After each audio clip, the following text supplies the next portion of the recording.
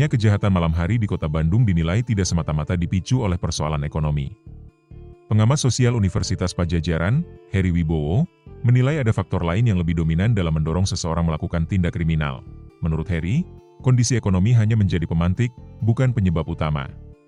Ia menilai banyak orang yang hidup dalam keterbatasan tetap memilih bertahan dengan cara-cara yang halal dan tidak melakukan kejahatan. Ia juga menyoroti pengaruh lingkungan sosial sebagai faktor yang lebih krusial.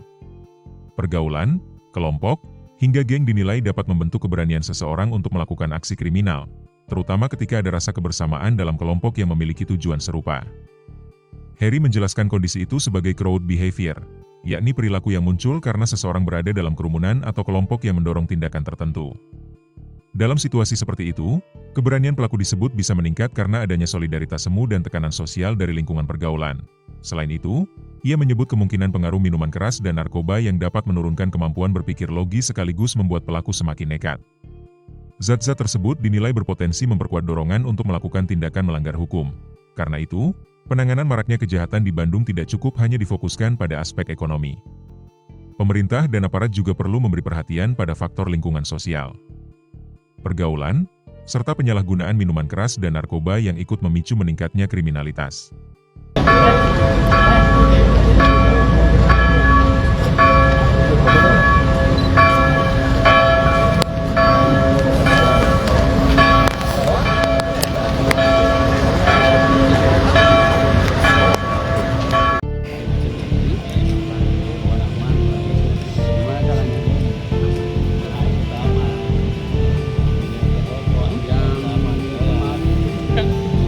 Polrestabes Bandung menampilkan 19 tersangka tindak kejahatan yang meresahkan masyarakat Kota Bandung, mulai dari pencurian hingga pembegalan, di halaman markas, Selasa, 21 Juli 2026, sore.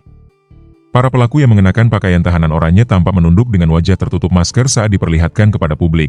Kombes Dedi Supriyadi didampingi pejabat utama Polrestabes, antara lain Wakapolrestabes AKBP Dedi Wahyudi, Kabaops AKBP Asep S, Kasatres Narkoba AKBP Agason Jaya, Kasatreskrim AKBP Anton, serta sejumlah Kapolsek dan Kasihumas, menyampaikan perkembangan situasi keamanan di Bandung.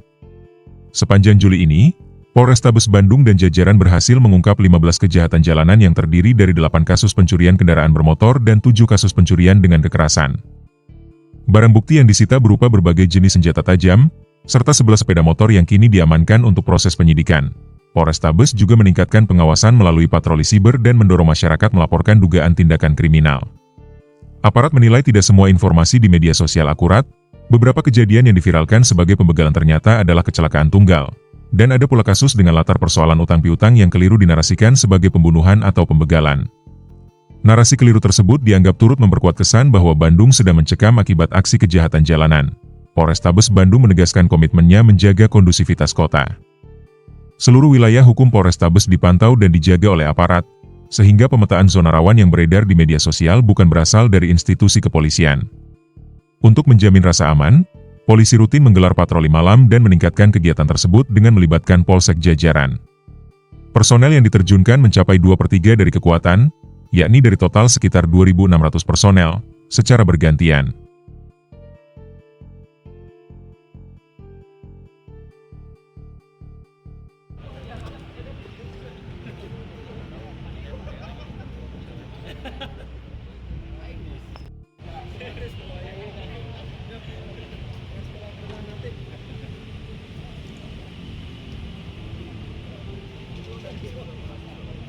Alhamdulillah min begalnya jangan kami proses hukum aja. Download Tribun X sekarang, menghadirkan lokal menjadi Indonesia. Download Tribun X sekarang, menghadirkan lokal menjadi Indonesia.